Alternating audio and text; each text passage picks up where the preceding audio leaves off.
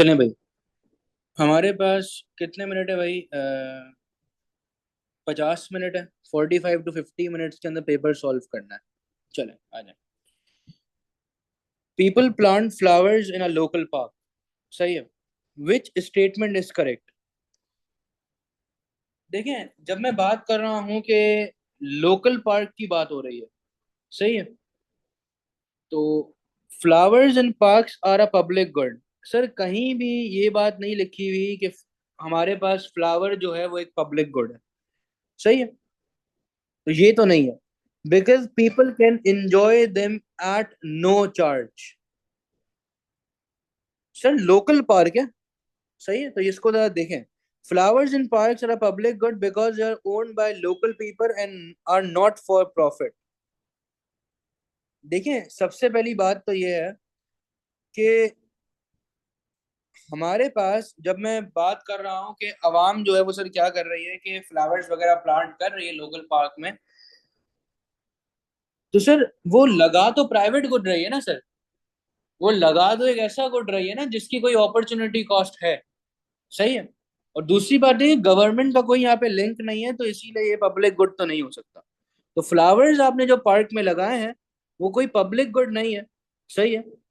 कि if local people can limit the number of visitors to the parks, अब वो local people के ऊपर है, उस कम्युनिटी के ऊपर है, उस सोसाइटी के ऊपर है कि वो लोगों को आने देती भी है या नहीं। ठीक है, तो सर करेक्ट आंसर क्या हो गया आपका? सी हो गया। अच्छा, डी क्यों नहीं हो सकता? डी की आधी बात तो सही है कि they are not a public good if they are individual not identical in nature. सही है।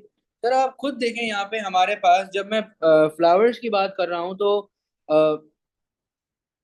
Sir individual identical in nature नहीं होना, सेम नहीं होना, ये कोई करेक्टरिस्टिक नहीं है कि भाई पब्लिक गुड जो है ये इस वजह से ये प्रोडक्ट नहीं है क्योंकि ये डिफरेंट है। क्योंकि फ्लावर्स ऑब्वियस सी बात है डिफरेंट साइज में होगा, डिफरेंट हमारे पास कलर्स में भी हो सकता है, तो ये कोई पॉइंट जो है वो वैलिड नहीं है। ठीक है, चले पार्ट टू, क्वेश्चन टू पे आते हैं।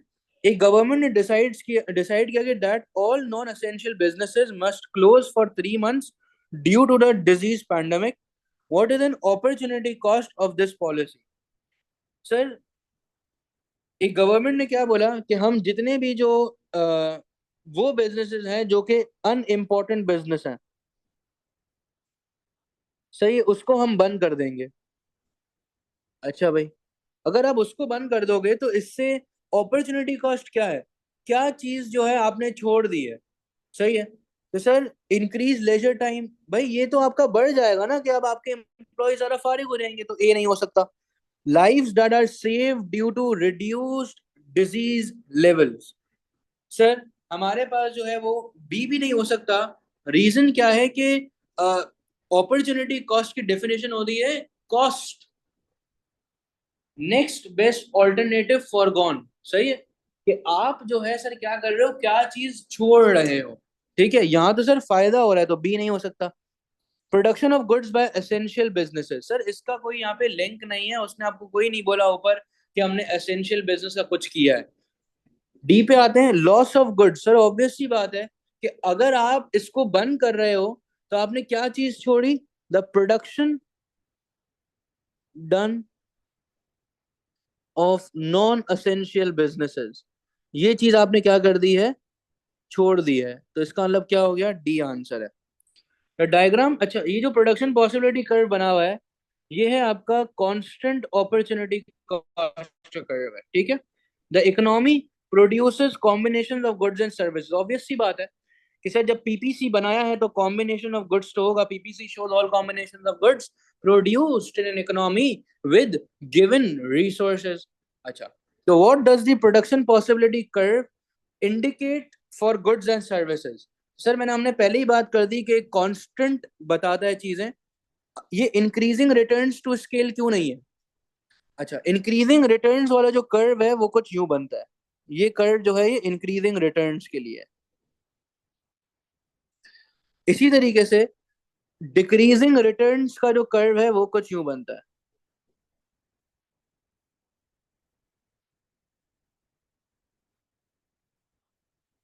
सही है, तो इसका मतलब है कि बी और सी तो नहीं हो सकता। Infinite returns to scale, sir ये तो आप पीपीसी की डेफिनेशन पढ़ो, आपको पता चल जाएगा। पीपीसी बोलता है show all combinations of output produce in economy with given resources. और सर यहाँ पे इनफाइनाइट तो ऑब्वियस सी बात है, यहाँ पे हम लोग डिस्कस नहीं कर सकते ना। अच्छा, कांस्टेंट रिटर्न्स टू स्केल है, सही है, तो A is the correct answer. आगे चलते हैं। Which economic conditions are likely to encourage an increase in enterprise, मतलब क्या ऐसी चीजें हैं जिसकी वजह से आपके जो इन्वेस्टर्स होंगे वो चाहेंगे कि ज्यादा से ज्यादा जो है वो बिजनेसेस जो है वो ग्रो करें। देखें, हमेशा एक चीज याद रखें कि हमारे पास जब इंटरेस्ट रेट लो होगा, तो ऑब्वियस सी बात है, जब हमारा इंटरेस्ट रेट लो है,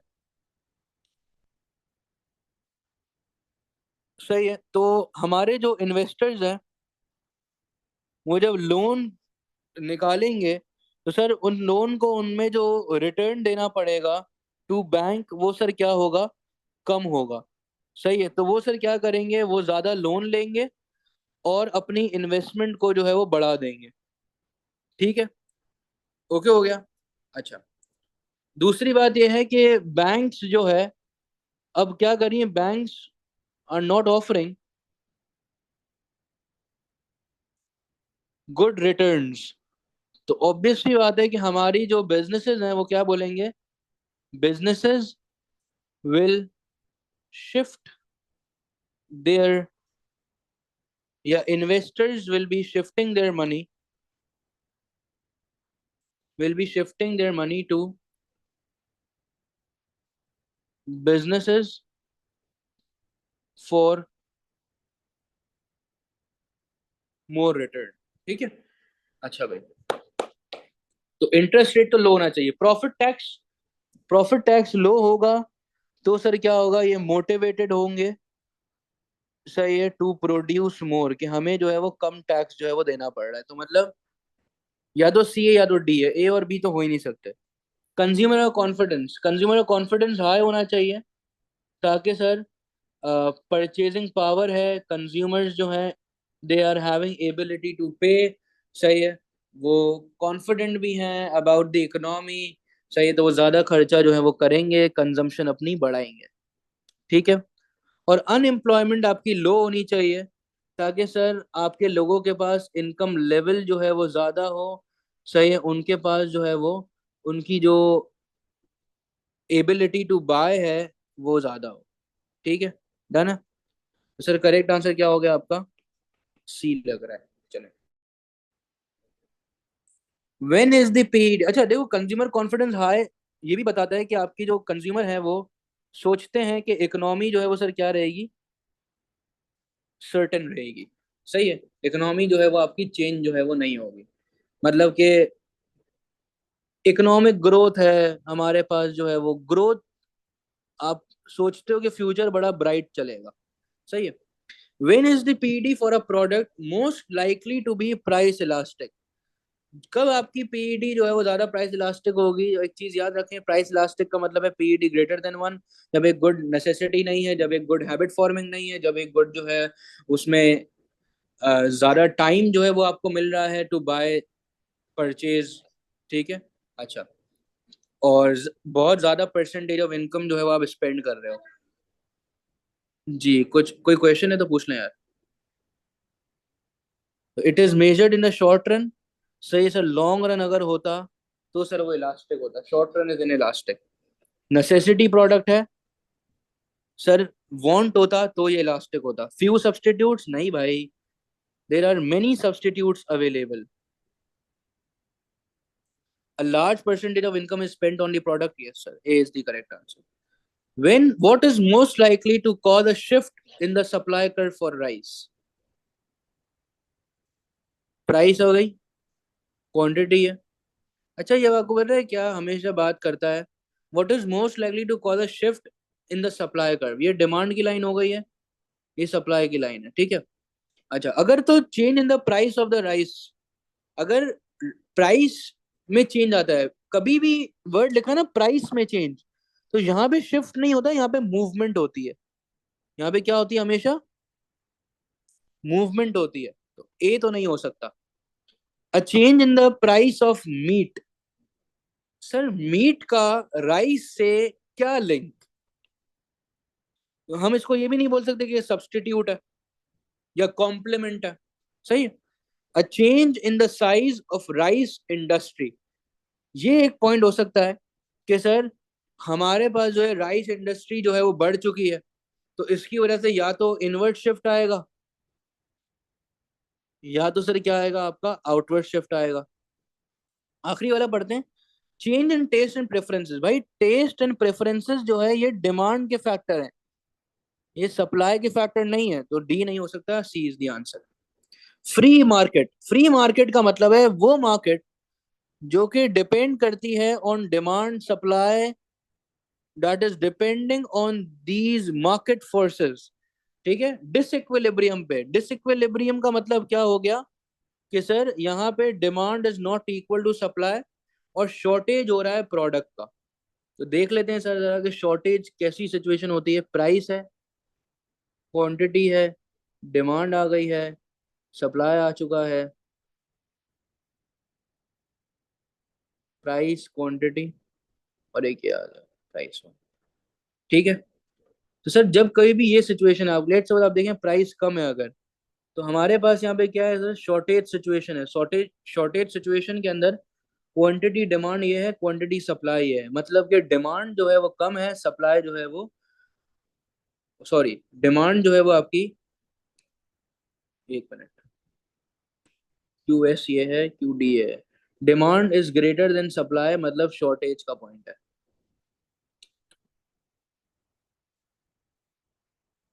सही है। तो as the market moves towards equilibrium, अगर एक मार्केट इक्विलिब्रियम पॉइंट पे आती है तो इसकी वजह से आपकी प्राइस, क्वांटिटी और क्वांटिटी सप्लाई में क्या चेंज आएगा। तो देखें भाई, अगर प्राइस इक्विलिब्रियम पे आने के लिए आपको इस पॉइंट पे आना पड़ेगा,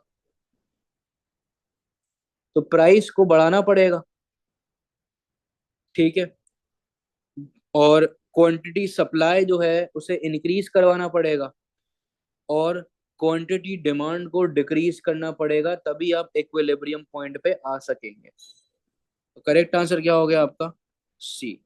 ठीक है भाई, यहाँ तक कोई मसला है तो जरा बता दो। अच्छा, what would not cause a shift in the demand curve for a good? अब ये वाला जरा करें, not cause वाला। कभी भी इस टाइप का कभी भी इस टाइप का क्वेश्चन है ना, तो इस नोट को थोड़ी देर के लिए जो है वो आप कंसिडर नहीं करें, अब पढ़ें। What would cause a shift in the demand curve, कि क्या ऐसी चीजें जिसकी वजह से डिमांड में शिफ्ट आएगा। अगर तो कॉम्प्लीमेंट की प्राइस में चेंज आया तो डिमांड में शिफ्ट आएगा। Yes sir. कॉम्प्लीमेंट सर क्या है हमारे पास, प्रिंटर और उसकी इंक। सही है। अगर तो इंक की प्राइस में चेंज आया तो प्रिंटर की डिमांड में भी चेंज आएगा। Price of substitute, Coke and Pepsi, Pepsi की अगर प्राइस में चेंज हुआ तो कोक की डिमांड में भी चेंज आएगा। ठीक है। Change in consumer, change in the price of the good itself. सही है। तो ये एक ऐसी चीज है जिससे शिफ्ट नहीं आएगा, इससे क्या आएगा आपका मूवमेंट आएगी। अच्छा, चेंज इन कंज्यूमर्स इनकम, इससे सर क्या होगा, या तो डिमांड बढ़ेगी या तो डिमांड गिरेगी। ठीक है, इससे भी शिफ्ट आएगा। अब देखें व्हाट वुड नॉट कॉज, तो सर नॉट कॉज इज आपका पार्ट सी। ठीक है भाई, बाकी सबसे तो शिफ्ट जो है वो आ रहा होगा। एक सी एक ऐसा पॉइंट है कि प्राइस की वजह से हमेशा क्या होता है, movement along the demand curve हो रहा होता है।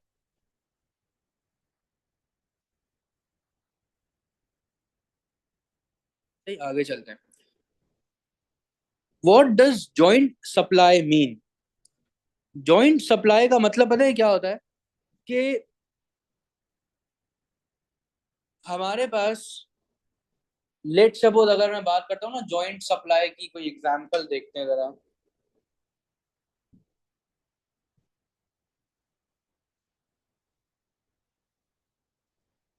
तो ये हमारे पास आ जाता है जैसे कि यार मिल्क से रिलेटेड कुछ हो सकता है।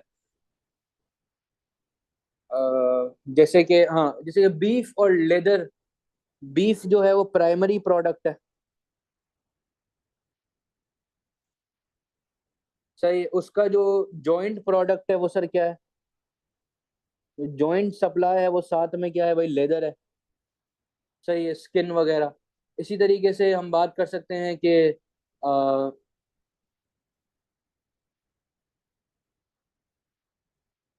प्राइमरी प्रोडक्ट हो सकता है भाई कि वुल हो सकता है प्राइमरी प्रोडक्ट।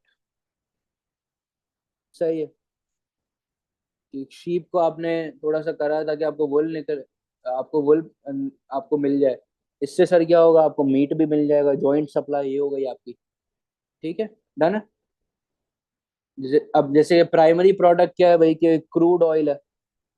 सही, क्रूड ऑयल को आप रिफाइन करते हो और उसका जॉइंट सप्लाई क्या है कि भाई साथ में पेट्रोल, डीजल, कैरोसिन ऑयल, ये सारा जो है वो निकलेगा। सही है।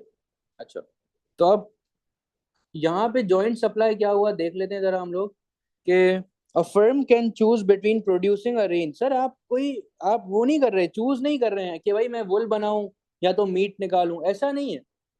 वुल आपने निकाला, वुल आपने प्रोड्यूस किया तो ऑटोमेटिकली मीट की भी प्रोडक्शन आपने कर दी। तो ये नहीं हो सकता। A good has multiple uses. देखें, a good has multiple uses मतलब क्या, बीफ के मल्टीपल यूजेस हैं क्या, डिफरेंट डिशेस आपको बनानी है। तो इसीलिए ये भी जो है वो पॉइंट नहीं हो सकता। डी पढ़ते हैं। Consumers consider two goods as complements. Sir हम तो नहीं समझते, बीफ को हम लोग कॉम्प्लीमेंट्री गुड तो नहीं समझ रहे, हम तो उसको ओरिजिनल गुड समझ रहे हैं। सही है। तो ये डिपेंड करता है कंज्यूमर का प्रेफरेंस के ऊपर, तो ये नहीं हो सकता। A good is a by product of the production process of another good, वो क्या है आपका बाय प्रोडक्ट है। आगे चलते हैं। When the price of the firm's products falls by 5%, पहले तो हम एक काम करते हैं, पीडी का फॉर्मूला लिख लेते हैं। PD is equal to percentage change in quantity demand divided by percentage change in price. अब सर, अगर तो प्राइस कम हो जाती है 5% से और its total revenue also falls by 5%। अब ये आपको जरा सोचना पड़ेगा कि यहाँ पे अगर एक्स है, पीडी की वैल्यू तो नहीं गिवन है, पर आपको पता है कि जब इलास्टिक डिमांड होती है तो अगर तो प्राइस में थोड़ा सा चेंज आता है तो टोटल रेवेन्यू आपका बढ़ जाता है। अगर मैं बात करता हूँ इनफाइनाइट की, तो इनफाइनाइट के केस में क्या होता है कि प्राइस कम होगी, सही है, या प्राइस ज्यादा होगी तो टोटल रेवेन्यू जो है वो सर क्या रहेगा आपका, आपकी क्वांटिटी में सर इतना चेंज आएगा, इनफाइनाइट चेंज आ जाएगा। ठीक है। तो हमारे पास ये भी नहीं हो सकता कि सेम चेंज तो इसमें भी नहीं आएगा। अगर मैं आ जाता हूँ जीरो पे, जीरो का मतलब क्या है, एग्जाम्पल आ गई कोई के इलेक्ट्रिक आ गया, या एग्जाम्पल में एप्पल कंपनी आ गई। सही है, तो इनका क्या सीन है कि प्राइस अगर आप कम करोगे तो उल्टा टोटल रेवेन्यू भी कम हो जाएगा, क्योंकि आपका प्रोडक्ट ऐसा है कि अगर आप प्राइस कम करोगे तो लोग ज्यादा नहीं खरीदेंगे, जितनी उनकी उनको खरीदना होगा वो उतना ही जो है वो प्रोडक्ट खरीदेंगे। ठीक है। तो ये परफेक्टली इनलास्टिक डिमांड है। सही है। यूनिटरी में क्या सीन होता है सर कि ये हमारे पास इसकी जो डेफिनेशन है वो भी सर क्या है कि भाई when percentage change in quantity demand, सही है, same if you compare it with the percentage change in price. ठीक है। तो यहाँ पे टोटल रेवेन्यू सर क्या रहता है आपका, सेम रहता है। सही है, अनचेंज रहता है। ठीक है, सी आंसर है। The table shows how an individual's weekly consumption of biscuits and coffee varies with the income level। सही है। अच्छा, इनकम 100 है, 150, 05, ये सारी चीज। अच्छा ठीक है। Which statement about the YD over the range of income is shown is correct। अच्छा भाई, अब हमारे पास वाईडी का फॉर्मूला क्या होता है, वाईडी का फॉर्मूला है आपका percentage change in quantity demand divide by percentage change in income. अच्छा भाई, अब परसेंटेज चेंज इन इनकम पहले तो हम लोग निकाल लेते हैं। 100 से हुआ 150, तो 150 minus 100 divide by 100 multiply by 100, तो ये सर कितना परसेंट चेंज आ रहा है, ये आ रहा है आपका 50% चेंज। सही है। अच्छा आगे चलते हैं। बिस्किट्स की जो डिमांड है पहले 0 थी, अब 5 हो चुकी है। ठीक है। तो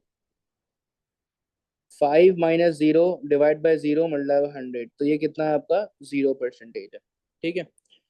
अच्छा, कॉफी की में कितना चेंज आया है, तो 10 - 5 divided by 5 multiply by 100 is equal to 5 one ज़ा 5 20 ज़ा 10 - 5, ये आ रहा है आपका 100% चेंज आ रहा है। ठीक है। अच्छा, तो Y D over the range of income is shown is correct. Sir क्या करेंगे हम लोग यहाँ पे कि for biscuits it is zero. क्या वाई डी जो है बिस्किट्स के लिए क्या जीरो है? क्या लगता है आप लोगों को?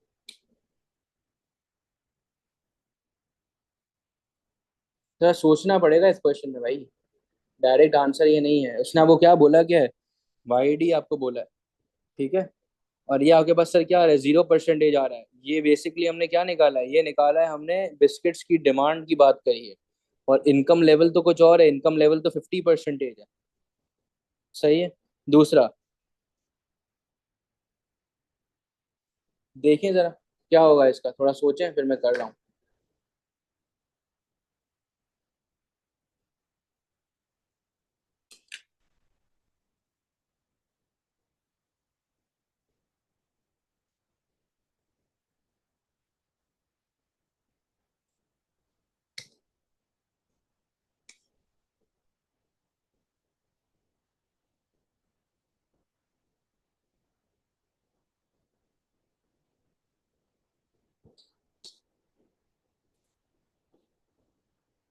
अच्छा भाई, अब देखें होता पता है क्या हमारे पास कि इनकम इलास्टिसिटी ऑफ डिमांड, अगर देखो ये पीईडी वगैरह बोलते ना तो हम लोग बोल देते हैं कि यार सही है, बी जो है वो आंसर हो सकता है। अब यहाँ पे क्या आ रहा है कि हमें वाई डी के पर्सपेक्टिव से देखना है। For coffee it is unitary. अगर मैं कॉफी की बात करता हूँ तो मेरे पास 50% ये आ रहा है और 100% ये आ रहा है, तो 50% डिवाइडेड बाय 100%। ठीक है। ये एक मिनट, कॉफी का कितना रहा यार, 100% आ रहा था और 50%, तो ये तो आ रहा है आपका 2। तो ये तो नहीं हो सकता। For coffee it is less than 1, नहीं sir, it is more than 1। तो सी और डी तो आपके हट गए। बी पे आते हैं। For biscuits it is zero. अब यहाँ पे आप देखें कि हमारे पास क्या हो रहा है कि demand is rising from zero to something. आपकी जो डिमांड है वो जीरो से क्या हो रही है, 5 पे हो रही है। सही है। तो हमारे पास सर क्या है कि जो बिस्किट्स का जो, अगर यहाँ पे हम लोग बिहेवियर देखें तो ये एक तरीके से नॉर्मल गुड की तरीके का बिहेवियर है।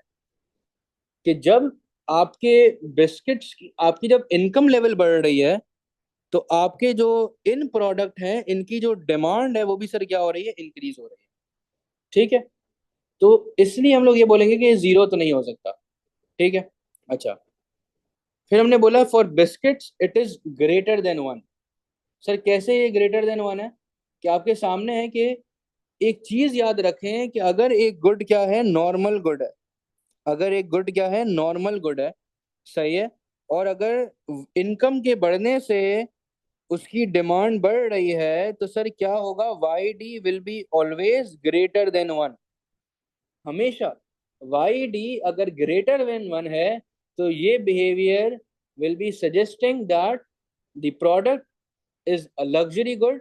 सही है। उसमें कुछ जो करेक्टरिस्टिक्स हैं वो नॉर्मल गुड के हैं। ठीक है। तो A is the correct answer. तो आपको ये पता होना चाहिए कि वाई डी अगर ग्रेटर देन 1 होता है तो क्या होगा।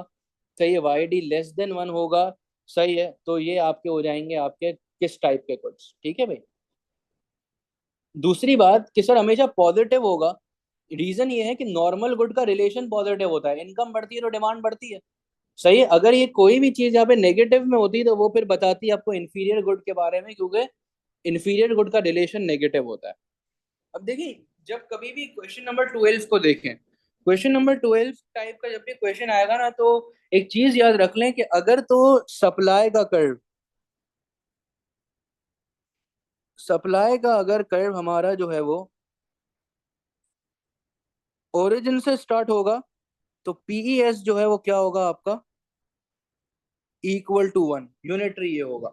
अगर हमेशा ये स्टार्ट होगा आपका वाई एक्सिस से तो यहाँ पे जो पीईएस होगा वो सर क्या होगा, ग्रेटर देन 1, मतलब इलास्टिक सप्लाई। अगर ये एक्स एक्सिस से स्टार्ट होगा तो पीईएस जो है वो आपका होगा less than 1, that is in elastic. ठीक है। अगर तो ये एक स्ट्रेट हॉरिजॉन्टल लाइन है तो पीईएस जो है वो हमेशा क्या होगा, इक्वल टू इनफाइनाइट होगा। और अगर ये एक वर्टिकल लाइन है तो पीईएस जो है वो सर क्या होगा, इक्वल टू होगा 0। ठीक है, चलो। तो विच statement about the PES is correct? हम लोग देख लेते हैं कि डब्ल्यू जो है वो सर क्या है, पीईएस इक्वल टू 0। ये जो लाइन आ रही है एक्स वाली, ये सर क्या है, पीईएस लेस देन 1। ये है आपका पीईएस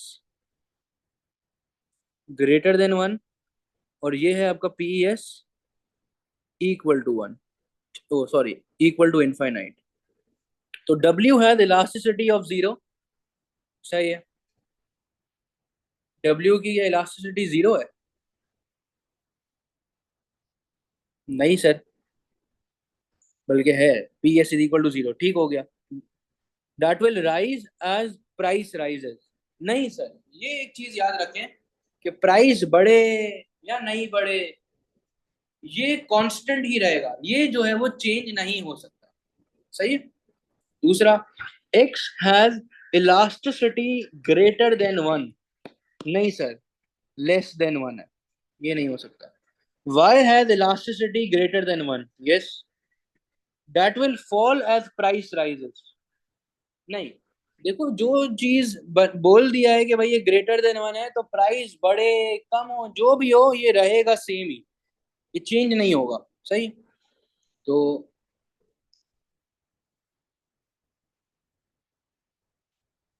आगे चलते हैं। z has elasticity of 0 that is constant as quantity rises। z की तो सर इलास्टिसिटी क्या है, इक्वल टू इनफाइनाइट है। तो इसमें से जो बेस्ट पॉसिबल आंसर है वो सर क्या है हमारा, सी। ठीक है भाई, आगे चलते हैं। Product x has P S of +2। अच्छा, ये +2 नहीं भी लिखा हो तो आप लोग यही कंसिडर करेंगे कि पी एस इज हमेशा इन पॉजिटिव। रीजन, प्राइस और सप्लाई का जो रिलेशन है वो हमेशा पॉजिटिव ही होता है। सही है? चलें। while product y has a PES of 0.2। अच्छा भाई, ये बता रहा है कि हमारा पीएस इज इलास्टिक, ये बता रहा है कि हमारा PS is inelastic. Which statement about product X and product Y is correct? अच्छा भाई, तो X is having more substitutes than Y. देखें, पीईएस इलास्टिक का मतलब ये है कि वो प्रोडक्ट जो कि फॉरेन से आप रिस्पॉन्ड कर सकते हो, इजीली प्रोड्यूस हो सकता है। ज्यादा सब्सटीट्यूट्स वाली बात तो डिमांड के अंदर होगी, तो ए आंसर हो ही नहीं सकता। इसी तरीके से B, a 20% price fall would lead to a greater decrease in the product. देखो, प्राइस में अगर कमी आए या प्राइस बढ़ भी जाए, पर वाई जो है वो आपका समझें कि वेजिटेबल्स हैं, फ्रूट्स हैं, पेरिशेबल गुड्स हैं, चाह कर भी यू कैन नॉट इंक्रीज और डिक्रीज द प्रोडक्शन। सही है, with a greater percentage if you compare it with your price level. तो बी भी नहीं हो सकता। सी पे आते हैं। After a price rise it is more difficult. हाँ, ऑब्वियस सी बात है कि सर अगर प्राइस बढ़ भी जाती है फ्रूट्स की, so it is very difficult to increase in products की क्या भाई, सप्लाई। तो सर सी करेक्ट आंसर है। डी भी पढ़ ही लेते हैं साथ साथ कि after a price fall of 10% more people. यार ये तो अभी डिमांड से रिलेटेड है ना, ये तो पीडी से रिलेटेड है। सही, तो डी नहीं हो सकता।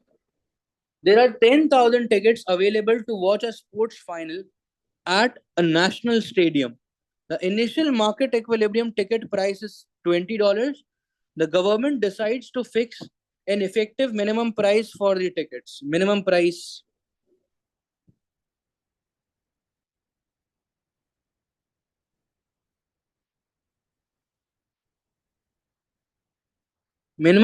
is a price that is placed above the equilibrium level। सही है, ताकि आप क्या कर सको, रिस्ट्रिक्ट कर सको the consumption of certain goods by making it expensive। सही है। अच्छा भाई, तो under which conditions will the consumer surplus for the tickets decrease the most as a result of the minimum price? अच्छा, कंज्यूमर सरप्लस क्या होता है?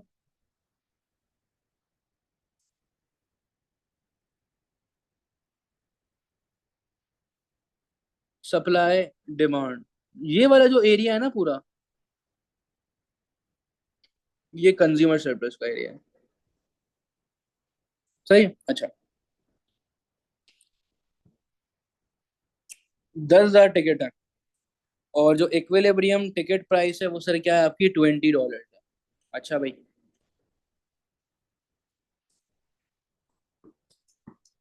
अब देखिए मिनिमम प्राइस जो है, आप खुद सोचें, जब मैंने बोला कि वो इक्विलिब्रियम से ऊपर है, तो वो 18 तो हो ही नहीं सकती, 22 ही होगी। ठीक है, तो या तो सी है या तो डी है आंसर। सही है। आगे चलते हैं। पी डी फॉर टिकट्स, क्या बोला है इसने, कि कौन सी ऐसी कंडीशन है जिससे कंज्यूमर सरप्लस जो है वो कम हो जाएगा the most as a result of minimum price. देखें, कंज्यूमर सरप्लस जो है, अब एक ऐसी कंडीशन, अगर तो पीईडी यहाँ पे क्या है सर, 0.5, मतलब ये है इन इलास्टिक, और ये है आपका इलास्टिक। तो अगर आपका प्रोडक्ट की डिमांड इन इलास्टिक होती है, तो इससे होगा पता है क्या, कि कंज्यूमर सरप्लस जो है वो सर क्या हो जाएगा, गिर जाएगा। सही है, मिनिमम प्राइस की वजह से। ठीक है, अगर आपके प्रोडक्ट की डिमांड क्या है, इनइलास्टिक है, तो कंज्यूमर सरप्लस क्या हो जाएगा, गिर जाएगा, ऑब्वियस सी बात है, आप प्राइस बढ़ाओगे तो। ठीक है, पर अगर इलास्टिक होगा तो ऑब्वियस सी बात है कि लोग जो है वो अब कंजम्पशन ही नहीं करेंगे भाई। लोग बोलेंगे अगर प्राइस बढ़ भी रही है तो मैं क्यों खरीदूं भाई इस प्रोडक्ट को। ठीक है। अच्छा भाई, तो इसीलिए करेक्ट आंसर होगा आपका सी। और डायग्राम शोज दी, अच्छा भाई, अब जब कभी भी ये यूनिट टैक्स वाला क्वेश्चन आएगा, तो एक चीज याद रख लें कि टू सप्लाई कर्व्स के बीच का जो लाइन है ना, जो ट्राइंगल बनेगा, वो हमेशा टैक्स का एरिया होगा। जो vertical distance between two supply curves. सही है। एस और S1 जो है यहाँ पे बेसिकली, तो अच्छा, unit on a demerit good. अच्छा भाई, डीमेरिट गुड पे आपने लगाया है। अच्छा, एस इज द सप्लाई कर before tax and S1 is the supply कर आफ्टर टैक्स। एमपीसी, ये है आपका MPC plus tax. What is the after tax revenue of the firm producing the demerit good. अच्छा भाई, पहले क्या कर रहे थे आप, पहले ये था हमारा एरिया। सही है। अच्छा भाई, मतलब पहले अगर इक्विलिब्रियम में हम लोग देखें तो 30 × 10 दैट इज कितना, 300। सही है, ये आप रेवेन्यू अर्न करते थे। अब टैक्स की वजह से आप आ चुके हो कहाँ पे sir,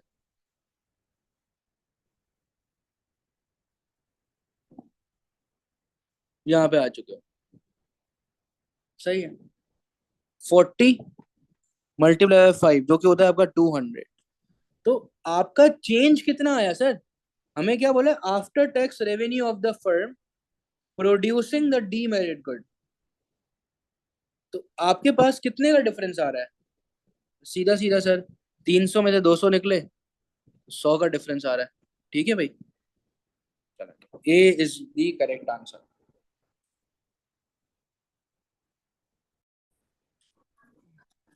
Government has a policy aim of reducing income inequality. It considers three policies. Which combination of policies would be most effective? अच्छा भाई, एन इंक्रीज, देखिए मार्जिनल रेट ऑफ टैक्स का मतलब क्या है, एडिशनल रेट ऑफ टैक्स। सही है, अगर आप टैक्स को बढ़ाते हैं तो ऑब्वियस सी बात है कि आप रीडिस्ट्रीब्यूशन करना आपके लिए थोड़ा सा इजी हो जाएगा।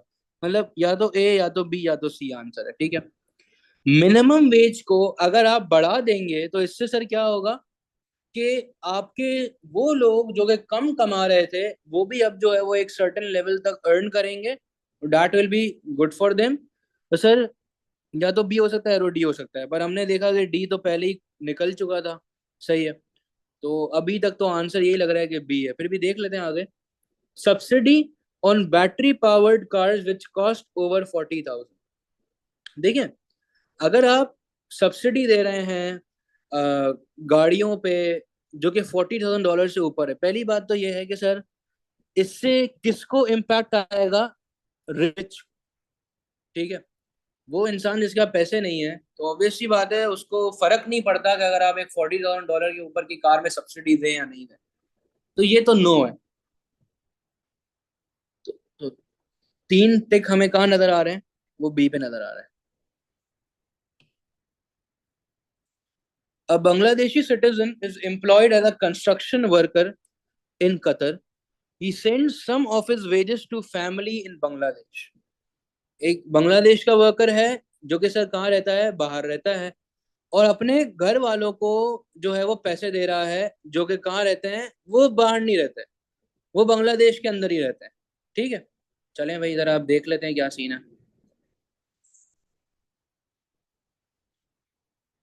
हाँ। How will this be recorded on Qatar's balance of payment? देखें, आप कतर के अंदर कमा तो रहे हैं, पर आप जो है वो कतर से पैसा क्या कर रहे हैं? बाहर भेज रहे हैं। सही है। अच्छा भाई, तो अब सर हमारे पास क्या होगा कि as a part of balance of trade and services, देखें आप कोई सर्विस वगैरह तो नहीं बेच रहे। ये तो बेसिकली सर क्या है? रेमिटेंसेस वगैरह है। तो रेमिटेंसेस वगैरह तो ये ट्रेड एंड सर्विसेज के अंदर नहीं आता है। ठीक है। तो ए तो नहीं हो सकता। दूसरा, जब मैं सेकेंडरी इनकम की बात करता हूं तो सर सेकेंडरी इनकम में यूजुअली आते हैं एड वगैरह, फॉरेन एड हो गया, गवर्नमेंट के ग्रांट्स हो गए। ठीक है। तो ये भी जो है वो हमारे पास नहीं हो सकता। फाइनेंशियल अकाउंट के अंदर सर हमारे पास आता है जो हमने इन्वेस्टमेंट वगैरह करी हुई है इन टर्म्स ऑफ शेयर्स वगैरह या इन टर्म्स ऑफ एसेट्स। तो डी भी नहीं हो सकता। नेट प्राइमरी इनकम के अंदर सर क्या आता है? रेमिटेंसेस आते हैं। सही है। Income from abroad. सही है। Income received. ये सारी चीजें जो है वो आ रही होती है। ठीक है। तो ये जरा आप लोग देख के जाना, ये आता है इसका एक सवाल जरूरी है। अच्छा भाई, 18 पे आते हैं जरा। The table gives data for an economy. अच्छा भाई। Hmm. GDP in current price in dollar billion given है 200, 220, 240। अच्छा, अगर मैं ओवरऑल ट्रेंड देखूं तो मुझे ये बढ़ता हुआ ही नजर आ रहा है। सही है। अच्छा, अब सेम से बढ़ रहा है ये मैं नहीं कह सकता, बस बढ़ रहा है। GDP deflator. सही है। अच्छा भाई, अब सर ये जीडीपी डिफ्लेटर जो है वो क्या होता है? तो इसको जरा हम लोग देख लेते हैं। ये बेसिकली आपको जब प्राइस इंडेक्स यहाँ पे बात करी हुई है, तो ये आपका क्या है भाई कि अब वो एडजस्टेड है विद इन्फ्लेशन। सही है। आई बात समझ कि आपके पास प्राइस में जो है वो कितना चेंज आ रहा है एक इकोनॉमी के अंदर। ठीक है। तो in which year did real GDP come decline compared with the previous year? अच्छा भाई, जीडीपी डिफ्लेटर है आपका। आप बोल तो रहे हो कि आपका 200 का आउटपुट प्रोड्यूस हुआ है, पर इन टर्म्स ऑफ प्राइस देखें तो सिर्फ 100 का हुआ है। यहाँ पे 109 या 125 या 149 और यहाँ पे 154। सही है। चलिए जरा देख लेते हैं भाई कि कौन से साल जो है ये गिरा है।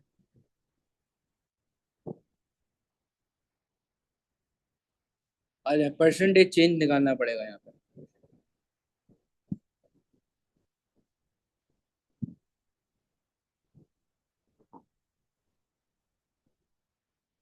अगर आप परसेंटेज चेंज नहीं भी यहाँ पे निकालते हैं तो सर इसमें तो चेंज आया 20 का, इसमें आ रहा है 20 का, इसमें आ रहा है 60 और इसमें आ रहा है आपका 20। ठीक है। और अगर यहाँ पे हम लोग देखें तो यहाँ पे 9 का डिफरेंस है। फिर 109 माइनस 125 है 16 का डिफरेंस। फिर 125 माइनस 149 24 का डिफरेंस। और 149 माइनस 154 ये आ रहा है आपका 5 का डिफरेंस। ठीक है। तो कौन से साल जो है ये सर क्या हो रहा है? आपका डिक्लाइन हो रहा है comparing with the previous year. सही है।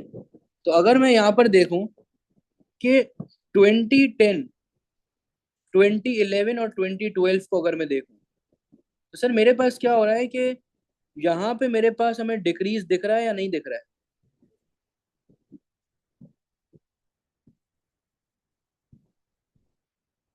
जरा देख लें आप लोग एक दफा इसको, क्वेश्चन को।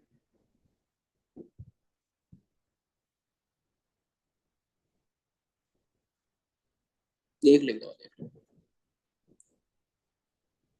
देखिए, हम एक फॉर्मूला अब इस्तेमाल करेंगे यहाँ पे। कभी भी आपको अगर रियल जीडीपी निकालना है ना, सही है, तो आप क्या फॉर्मूला लगाएंगे? आप लगाएंगे नॉमिनल जीडीपी। यार एक मिनट, वापस से लिख देते हैं। Real GDP is equal to nominal GDP divided by GDP deflator multiply by 100। ठीक है, तो जरा सबकी निकालते हैं हम लोग। 2010 की निकालते हैं, तो 200 डिवाइडेड बाय 100 मल्टीप्लाई बाय 100। सही है, तो ये कितना आ गया आपका?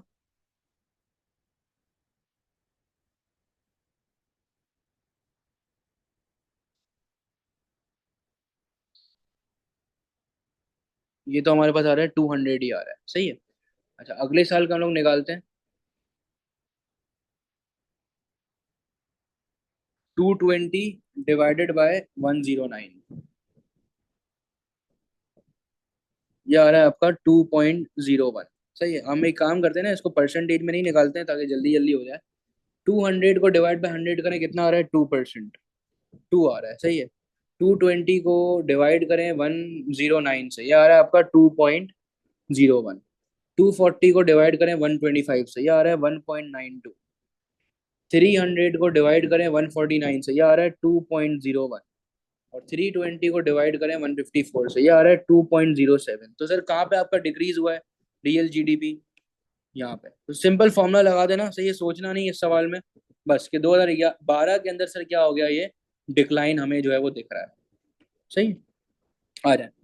विच policy is most likely to help to correct an adverse, adverse का मतलब है negative balance on the current account of the balance of payment. देखो, नेगेटिव करंट अकाउंट का बैलेंस ये बताना चाह रहा है कि इंपोर्ट्स ज्यादा हैं और एक्सपोर्ट्स कम है। ठीक है भाई। तो अगर तो आप अगर अपने टैरिफ्स को हटा दोगे, तो इससे सर क्या हो जाएगा कि लोग इंपोर्ट ज्यादा करेंगे, जिससे सर क्या होगा कि ये और ज्यादा नेगेटिव में चले जाएगा। अगर आप डायरेक्ट टैक्सेस को कम करेंगे, तो इससे लोग कंजम्पशन ज्यादा करेंगे, लोग इंपोर्टेड गुड्स पे ज्यादा खर्चा कर रहे होंगे, तो और ज्यादा नेगेटिव में आप जा सकते हैं। रिड्यूसिंग इनडायरेक्ट टैक्सेस, अब इनडायरेक्ट टैक्सेस को रिड्यूस करेंगे, तो यहाँ पे सर क्या होगा कि लोगों के पास जो है वो पैसे होंगे। सही है। आपकी जो है वो कंजम्पशन भी जो है वो ज्यादा हो सकेगी। ठीक है। साथ ही साथ आपके जो है वो एक्सपोर्ट्स भी जो है वो ज्यादा होंगे, कि वो जो है वो सर क्या हो रहेंगे, कंपेटिटिव जो है वो हो जाएंगे। पर साथ में इंपोर्ट्स भी हो रही हैं, तो इसका मतलब सर क्या हुआ कि अभी भी ये नेगेटिव ही रहेगा। अगर आपको इसको सही करना है, आपकी करेंसी की वैल्यू को क्या कर दो, डेप्रिशिएट कर दो। तो यहाँ पे क्या हो जाएगा कि इंपोर्ट्स कम हो जाएंगे, क्योंकि आपके इंपोर्ट्स जो हैं वो एक्सपेंसिव हो जाएंगे। और आपके एक्सपोर्ट्स बढ़ जाएंगे, क्योंकि आपके जो एक्सपोर्ट्स हैं वो कंपेटिटिव हो जाएंगे इन द इंटरनेशनल मार्केट। तो बी आंसर है। 20 पे आते हैं। अच्छा, वापस से इसने वो क्या बोला? अच्छा, इन ईयर वन कंट्री का रियल जीडीपी बढ़ गया, वॉज $500 बिलियन। ईयर टू में nominal GDP rose to 577.5 billion. देखें, एक चीज याद रखें कि नॉमिनल जीडीपी बढ़ा है 577.5, पर प्राइसेस भी बढ़ चुके हैं 5%। तो आप इसको और इसको कंपेयर नहीं कर सकते सर, क्योंकि आपने इसके अंदर 5% की अमाउंट को एडजस्ट नहीं करा है। तो what is the real GDP in year two? सही, आपको रियल जीडीपी निकालना है। चलें निकाल लेते हैं जरा।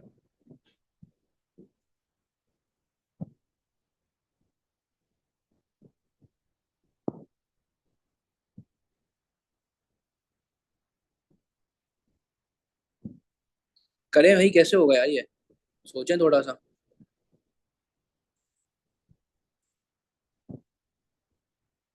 नॉमिनल जीडीपी जब आप मल्टीप्लाई करेंगे इन्फ्लेशन के रेट के साथ, तो आपके पास क्या आ जाएगा? रियल जीडीपी आ जाएगा। थोड़ा सोचें क्या करेंगे आप।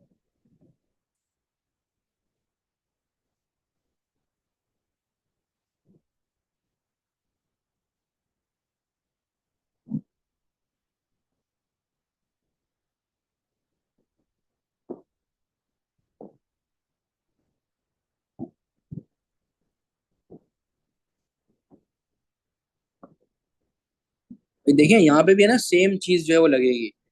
ईयर वन में,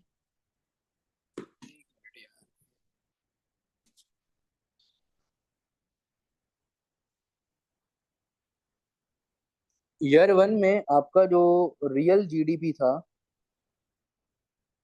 वो था 500 बिलियन डॉलर, 500 था।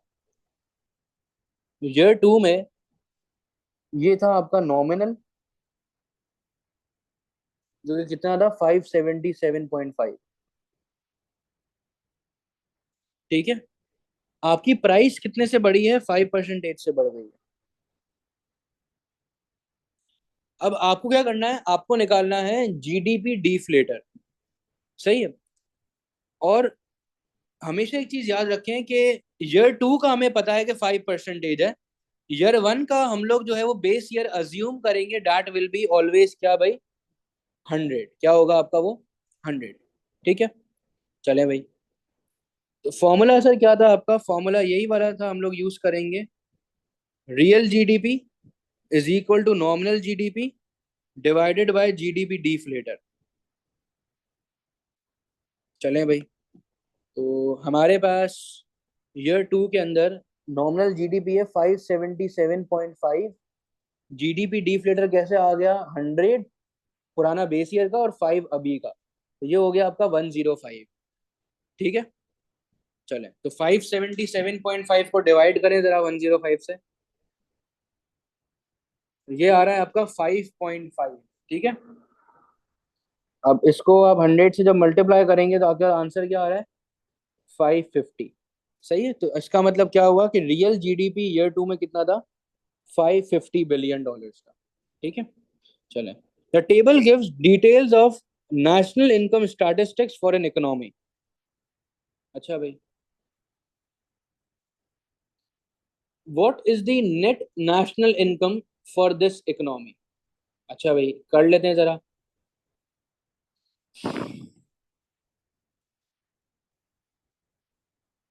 सबसे पहले तो एक चीज है कंजम्पशन, कितना था आपका, ये सारी चीजें यहाँ पे गिवन है ना। अब जीडीपी जो है वो सर क्या है, सम है किसका, कंजम्पशन का। सही है। इन्वेस्टमेंट का, गवर्नमेंट स्पेंडिंग का, और नेट एक्सपोर्ट्स का, ये जीडीपी का क्या है भाई, फॉर्मूला है। सही है। तो हम जरा इससे पहले जीडीपी निकाल लेते हैं। सही है। फिर नेशनल इनकम की तरफ है, क्योंकि नेशनल इनकम के अंदर सर क्या आएगा हमारे पास, जीडीपी के साथ साथ नेशनल इनकम जो है वो कंप्राइज करती है आपकी जीडीपी प्लस आपका फॉरेन सेक्टर इनकम भी। ठीक है। जो डोमेस्टिकली हुआ वो, और जो आपका जो है वो फॉरेन सेक्टर से जो आपको इनकम वगैरह अर्न हुई वो, तो ये कर लेते हैं जरा, 2000 प्लस 500 प्लस आपका 600 हो गया गवर्नमेंट एक्सपेंडिचर, और -100। ठीक है। ये ले लिया, ये ले लिया, ये ले लिया, और ये ले लिया। ये कितना हो गया आपका, ये कुछ आ रहा है 3000। सही है। अच्छा, अब इसमें से आप क्या करोगे, माइनस कर दोगे नेट फॉरेन फैक्टर इनकम, तो ये कितना आ गया आपका, 2800 बिलियन आ गया। सही है। चलें भाई।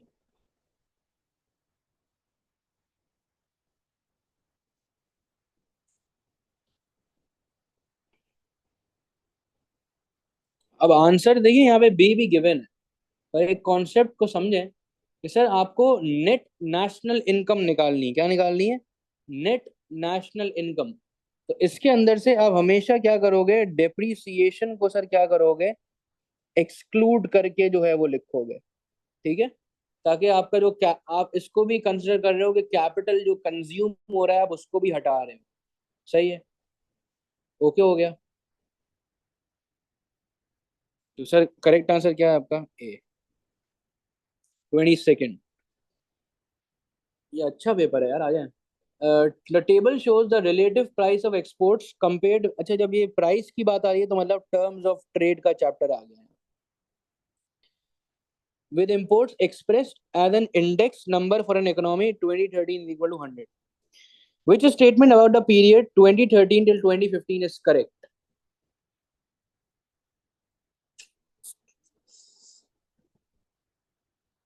सर हमारे पास क्या हो रहा है कि टर्म्स ऑफ ट्रेड हमें क्या होता हुआ नजर आ रहा है। एक्सपोर्ट प्राइसेस हैव इंक्रीज नीचे नहीं भाई, अगर इंक्रीज हुआ होता तो 100 से ऊपर होता तो ये नहीं हो सकता। The general level of prices has fallen. Sir ये बात तो नहीं है, जनरल लेवल ऑफ प्राइसेस हम लोग इन्फ्लेशन की तरह बात ही नहीं कर रहे हैं। The terms of trade, sir ये जो है वो हमारा क्या हो चुका है भाई, खराब हो चुका है। ठीक है भाई, जब वॉल्यूम की तो सर बात ही नहीं करेंगे। रीजन क्या है, टर्म्स ऑफ ट्रेड सिर्फ प्राइस से रिलेटेड है, वॉल्यूम से रिलेटेड नहीं है। ठीक है। अच्छा भाई, अब ये एक अच्छा क्वेश्चन है 23rd वाला, पढ़ें इसको जरा, फिर मैं स्टार्ट करता हूँ।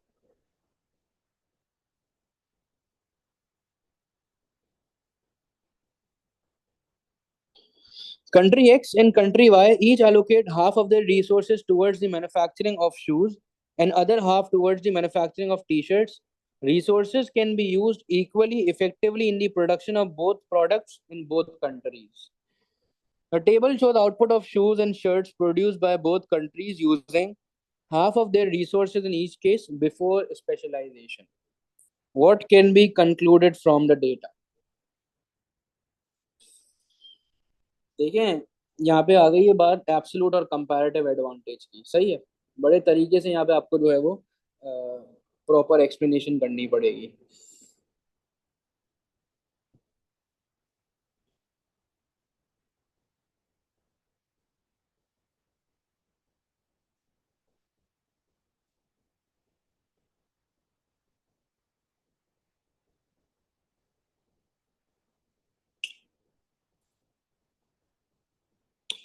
सबसे पहले देखें, कंट्री एक्स के लिए शू प्रोडक्शन 4 था। ये अपने सामने ना, जरा इसको क्लियरली देख लें एक दफा, एक दफा सही आ जाए। कंट्री एक्स की बात करते हैं, शू प्रोडक्शन है, 4000 शूज हैं। सही है, और 8000 टी शर्ट्स हैं। इसका मतलब है कि एक शू के लिए 2 टी शर्ट छोड़ने पड़ते हैं। सही है। अच्छा, अब अगर हम लोग देखते हैं, और अगर हम लोग बात करें एक टी शर्ट के लिए कितना छोड़ना पड़ता है, एक शूज के लिए 2 टी शर्ट छोड़ने पड़ते हैं, एक टी शर्ट के लिए 0.5 शर्ट छोड़ना पड़ता है। ये कौन करता है, ये मैं बात कर रहा हूं एक्स के लिए। ठीक है।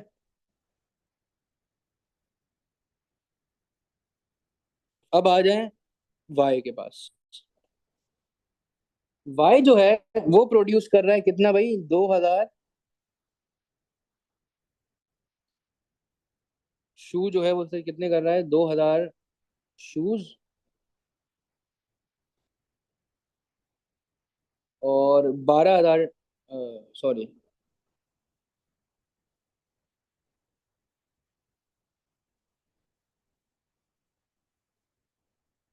देखें अभी आप।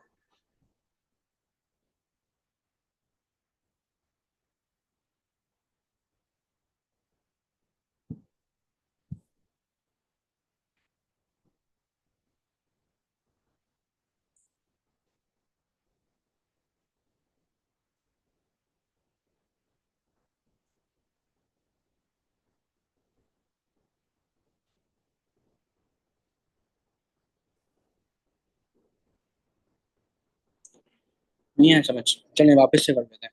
1 मिनट यार, यहाँ पे थोड़ा सा मसला है। भाई देखो, वापस से मैं क्वेश्चन बता देता हूँ।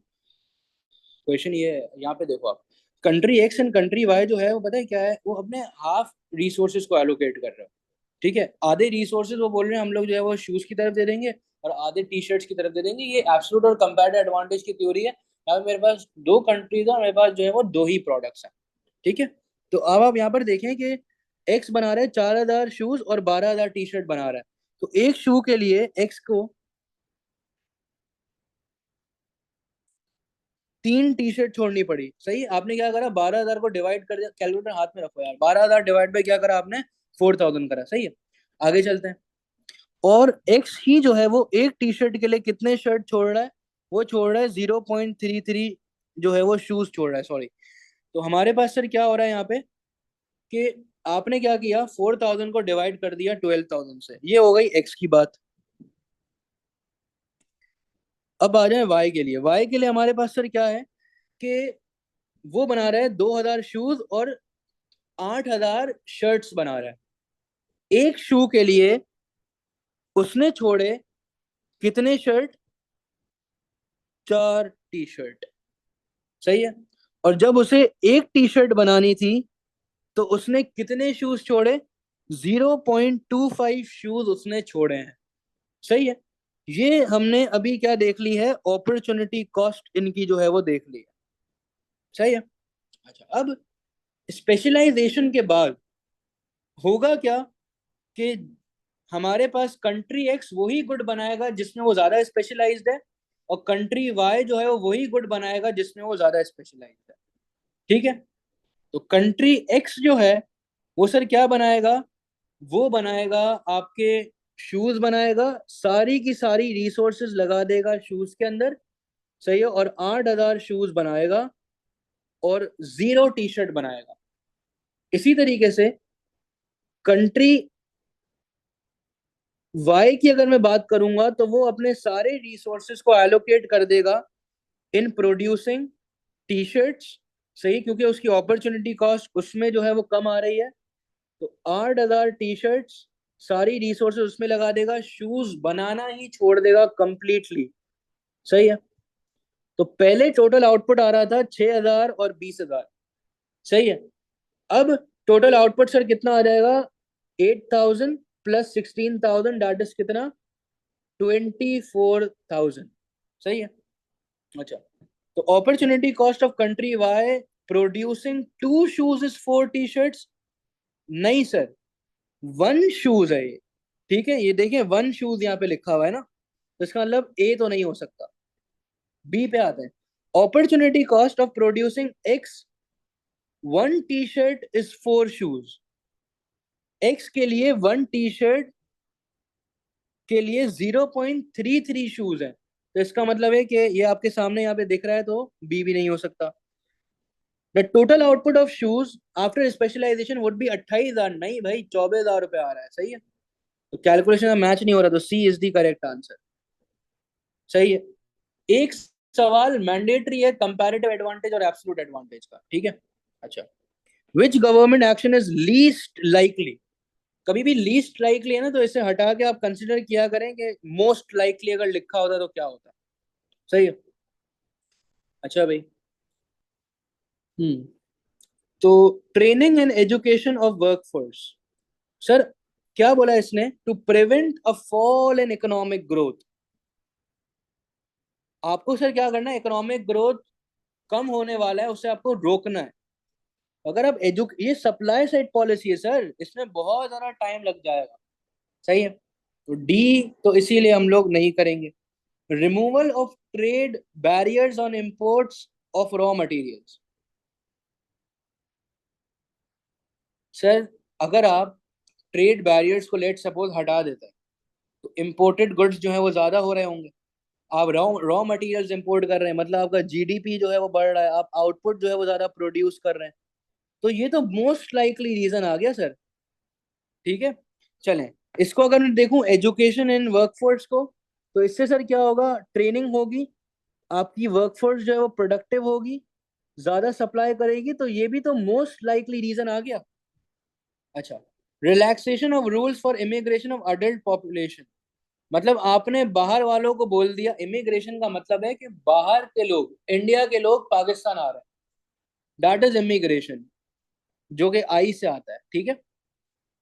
तो हमने यहाँ पे क्या बात करी कि आपने रूल्स पे जब रिलैक्सेशन लगा दी, जब डी रेगुलेशन कर दिए, तो आउटपुट बढ़ेगा, क्योंकि आपके पास वर्कफोर्स जो है वो वहां से आ जाएगी। तो ये भी मोस्ट लाइकली रीजन है जिससे इकोनॉमिक ग्रोथ के फॉल को आप रोक सकते हो। अगर आप जो है वो कमर्शियल बैंक की लेंडिंग पे कंट्रोल लगाते हो, तो इंटरेस्ट रेट आपका क्या हो जाता है सर?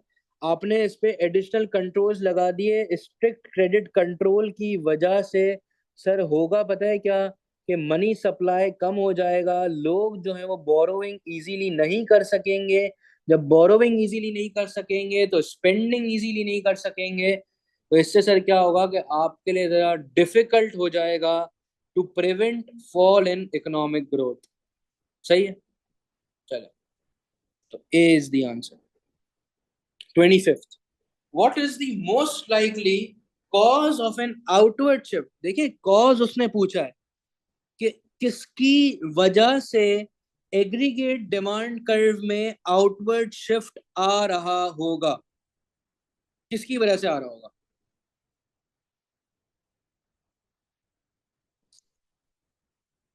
भाई देखो, एग्रीगेट डिमांड में आउटवर्ड शिफ्ट जब भी आएगा जब कभी भी कंजम्पशन बढ़ी, इन्वेस्टमेंट बढ़ी, गवर्नमेंट स्पेंडिंग बढ़ी, या तो नेट एक्सपोर्ट्स बढ़े।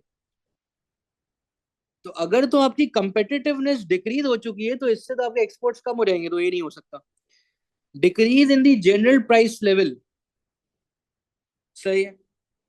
अब सर प्राइस लेवल का जो है वो डायरेक्ट इम्पैक्ट जो है वो नहीं है, ये आंसर हो सकता है बट ये मोस्ट लाइकली नहीं है, ठीक है। Decrease in the money supply, भाई मनी सप्लाई नहीं होगा कंजम्पशन कैसे करोगे, कंजम्पशन कम हो जाएगी, सी तो नहीं हो सकता। प्लस इन्वेस्टमेंट भी जो है वो कम हो रही है, ठीक है।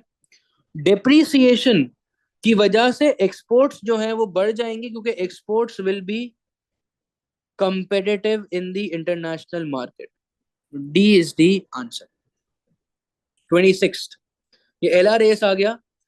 मैक्रो इकोनॉमिक इक्विलिब्रियम पता है क्या होता है, जहां पे आपका AD is equal to AS, जहां पे Y is equal to P। What could have cause this change. ये आपके सामने है कि एग्रीगेट डिमांड में आ रहा है एक अदर इनवर्ट शिफ्ट आ रहा है। और इनवर्ट शिफ्ट कब आएगा, जब लेबर प्रोडक्टिविटी कम होगी। तो सर ये तो सप्लाई में आएगा ना इनवर्ट शिफ्ट, तो बी नहीं हो सकता। गवर्नमेंट स्पेंडिंग करेगी तो एग्रीगेट डिमांड बढ़ेगा, क्योंकि government expenditure is basically component of your aggregate demand. तो इससे तो आउटवर्ड शिफ्ट आएगा, तो सी नहीं हो सकता। भाई मनी सप्लाई बढ़ेगी तो सर क्या होगा, लोग कंजम्पशन करेंगे, एग्रीगेट डिमांड में आउटवर्ड शिफ्ट आएगा। सही, लोग का पैसा होगा, लोग जो है वो इन्वेस्टमेंट्स जो है वो कर रहे होंगे, तो मतलब एग्रीगेट डिमांड बढ़ेगा, डी भी नहीं हो सकता। एक्सपोर्ट्स कम हुए तो सर क्या हुआ, एग्रीगेट डिमांड कम हो गया, इनवर्ट शिफ्ट आ गया, तो ए आंसर है। कंट्री के करंट अकाउंट में सरप्लस था 141 बिलियन डॉलर्स का।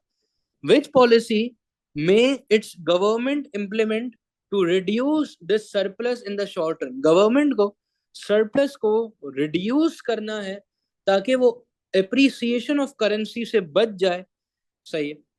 अच्छा सर, अगर आप इंटरेस्ट रेट को बढ़ाते हैं तो इससे तो सर करेंसी जो है वो और ज्यादा एप्रिशिएट हो जाएगी, क्योंकि हॉट मनी वो आपके मुल्क में लोग अब इन्वेस्टमेंट कर रहे हैं, तो आपकी जो करेंसी की जो डिमांड है वो सर क्या हो रही है, बढ़ रही है, तो डी तो नहीं हो सकता। अगर आप इंपोर्ट ड्यूटीज लगाते हैं तो इंपोर्ट्स कम हो जाएंगे क्योंकि वो एक्सपेंसिव है, तो इसका मतलब है सी भी नहीं है, तो आपकी आप इंपोर्ट्स नहीं करेंगे, ठीक है, तो आपका उल्टा सरप्लस हो जाएगा, डेफिसिट आपका कम हो रहा होगा। रूल्स एंड रेगुलेशन में आपने decrease in rules and regulations to encourage more firms. अब ज्यादा फर्म्स आपके कंट्री में आ रही हैं, अब ज्यादा फर्म्स आएंगी तो एफडीआई हो रहा है, फॉरेन डायरेक्ट इन्वेस्टमेंट हो रही है, यहाँ पे जॉब्स बढ़ेंगी, लोगों की इनकम बढ़ेगी, लोग खर्चा करेंगे, सही है। आप एक्सपोर्ट्स कर रहे होगे, एग्रीगेट डिमांड बढ़ रही है, इकोनॉमी में एक बूस्ट आ रहा है, मतलब बी भी जो है वो नहीं हो सकता। डायरेक्ट टैक्सेस कम करोगे तो पता है क्या होगा आपके पास, कि लोगों की इनकम बढ़ जाएगी जिससे वो इंपोर्ट ज्यादा करेंगे, और जिससे डेफिसिट जो है वो बढ़ेगा, सही है, और सरप्लस क्या हो जाएगा, रिड्यूस कर सकोगे आप surplus in the short run. और टैक्सेस की कोई भी पॉलिसी है वो शॉर्ट रन में ही इफेक्टिव होती है। The diagram shows aggregate demand and aggregate supply in the short run and long run, सही है। विच रो is correct in causing a shift in the short run aggregate supply। देखो long run में एक, एक आप देख लें कि पीपीसी का जो रीजन है ना जिसकी वजह से आउटवर्ड शिफ्ट होता है, immigration of skilled labour force, extraction और discovery of a new natural resource, सही है। कुछ नेचुरल फैक्टर्स हो गए, सही है, आपके पास जो है वो स्किल्ड लेबर फोर्स है, एजुकेटेड वर्क फोर्स है, तो सर ये सारी चीजें जो एलआरएस को आउटवर्ड शिफ्ट करती हैं, ठीक है। अच्छा भाई, तो अब हाँ, तो change in AD from W to Y। देखिए, ये क्या बात हो गई सर, एडी की बात आप यहाँ पे कहाँ कर रहे हैं, SRAS के अंदर। तो ये तो नहीं हो सकता, पॉपुलेशन बढ़ी है तो LRAS 1। देखिए ये अब पॉइंट जो है ना, थोड़ा सा इसमें प्रॉब्लम है कि पॉपुलेशन बढ़ी है, क्या पता फारे गवाम आ चुकी है बाहर से, या छोटे बच्चे आ चुके हैं बाहर से, तो इससे कोई फायदा होगा या नहीं होगा, कंफर्म नहीं है। तो ए तो हम लोग नहीं करेंगे तभी। बी पे आते हैं। रॉ मटेरियल की कॉस्ट अगर कम हो जाएगी तो यस सर, SRAS में आउटवर्ड शिफ्ट जो है वो हमें नजर तो आएगा। तो मतलब ये तो सही है। अच्छा, आपने एजुकेटेड वर्कफोर्स है तो LRAS भी बढ़ेगा आपका। मतलब बी आंसर लग रहा है, पर सी भी देख लेते हैं। वेज रेट्स कम हुए, यस सर, SRAS में बढ़ेगा, पर इमिग्रेशन में डिक्रीज नहीं, अगर इंक्रीज होता तो सी आंसर होता। ठीक है। अवेलेबिलिटी ऑफ लेबर, सही है। अच्छा भाई, लेबर की अवेलेबिलिटी से हमारे पास जो है सर क्या होगा, ये आपके पास LRAS का जो है ये पॉइंट है, ये नहीं हो सकता। Increase in labour productivity, LRAS में आउटवर्ड शिफ्ट आएगा। तो करेक्ट आंसर आ गया मेरे पास बी, जहाँ पे दोनों चीजें मैच हो रही हैं। 29th, ये है आपका टैरिफ का कर्व। सही है, अगर आप लोग इंटरनेशनल ट्रेड की PDF खोलेंगे आपको इसका पूरा कर्व मिल जाएगा। चले। अच्छा भाई, a diagram shows that imposition of a tariff raises a product's world price from $10 to $14। Sir $10 से आ गया $14 पे, जिसकी वजह से क्या होगा, पहले आप ऑपरेट कर रहे थे इस पॉइंट, मतलब पहले जो है डोमेस्टिक प्रोड्यूसर बेच रहा था 20 प्रोडक्ट्स और डिमांड थी 100 की। अब टैरिफ के लगने से डोमेस्टिक प्रोड्यूसर बेच रहा है 30 प्रोडक्ट, और आपकी जो डिमांड है वो कितनी, 70 है। तो डोमेस्टिक प्रोड्यूसर की इनकम में कितना चेंज आया, तो देख लेते हैं। पहले ये कमाते थे 10 × 20, कितना कमाते थे, 200। अब कमा रहे हैं ये 14 × 30, 14 × 30, तो ये हो रहा है 420। मतलब कितने का इंक्रीज आ रहा है, 220 का इंक्रीज आ रहा है। ठीक है भाई, करेक्ट आंसर सी है। Which approach would a government be most, ये बड़ा खतरनाक सवाल है भाई, मोस्ट लाइकली। इसमें सारे ऑप्शंस देखोगे आप लोग। टू एलिमिनेट डिफ्लेशन, डिफ्लेशन कम करना है। डायरेक्ट टैक्सेस बढ़ाओगे तो भाई लोगों की इनकम कम हो जाएगी, और लोग कंजम्पशन और कम कर देंगे, तो डिफ्लेशन इससे क्या हो जाएगी, बढ़ जाएगी। तो इसका मतलब है ये तो फजूल पॉइंट है। एन इंक्रीज इन इंटरेस्ट रेट, भाई इंटरेस्ट रेट बढ़ेगा तो लोग सेविंग करेंगे, कंजम्पशन कम होगी, प्राइसेस नहीं बढ़ेंगी, एग्रीगेट डिमांड नहीं बढ़ेगा, डिफ्लेशन और बढ़ जाएगी। तो बी भी फारिग point. A reduction in indirect taxes, indirect taxes को अगर आप कम करते हैं तो इससे सर कॉस्ट ऑफ प्रोडक्शन कम हो जाएगी, और हमारे पास सर क्या होगा कि अपना, इसकी वजह से आपके एक्सपोर्ट्स जो है वो कंपेटिटिव हो सकते हैं। अब आपके मुल्क में डिफ्लेशन का क्या इम्पैक्ट आएगा, वो रिडक्शन इन डायरेक्ट टैक्सेस का कोई सीन नहीं है। Reduction in its budget surplus, budget surplus का वर्ड का मतलब पता है क्या होता है, कि यहाँ पे गवर्नमेंट स्पेंडिंग जो है वो ज्यादा है और टैक्स रेवेन्यू जो है वो कम है। तो ऑब्वियस सी बात है कि हमारे पास सर क्या है, बजट सरप्लस में सर क्या हो चुका है, कमी आज अगर चुकी है, ठीक है, रिडक्शन अगर आ चुका है बजट सरप्लस में, तो सर क्या होगा, आप you will be able to eliminate deflation. D is the correct answer. चले, तो सर ये थोड़ा सा अच्छा और डिफिकल्ट पेपर था। सही है। अ, हमें तकरीबन इसमें जो है वो 1 घंटा 10 मिनट, 1 घंटा 5 मिनट हमें लगा है। सही है। चलो, यहाँ तक कोई मसला है तो जरा पूछ लें यार।